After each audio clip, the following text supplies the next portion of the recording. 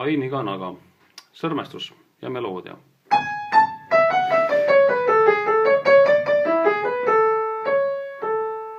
Esimene fraas võib olla selline, võib olla ka natuke teistmoodi, aga võtame sellise versiooni, sest et see on nagu tehniliselt lihtsalt. Alustage 4. sõrmega ja käsi olgu niimoodi, et pöial tee peal ja 5. sõrm siin. Et nii on need esimesed noodid teil ilusti sõrmede all. Nüüd läheb käsi uude positsiooni. 3. siit. Ja siis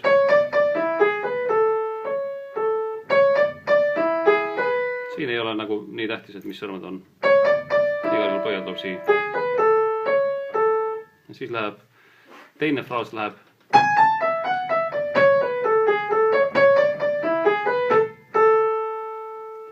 muidu on sellest erinevaid versioone.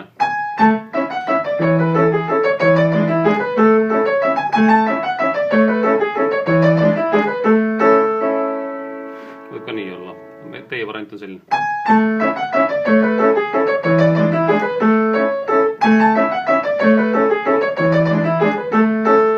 B-osa. Algab B7 dominant septakord. 3. sõrm siia.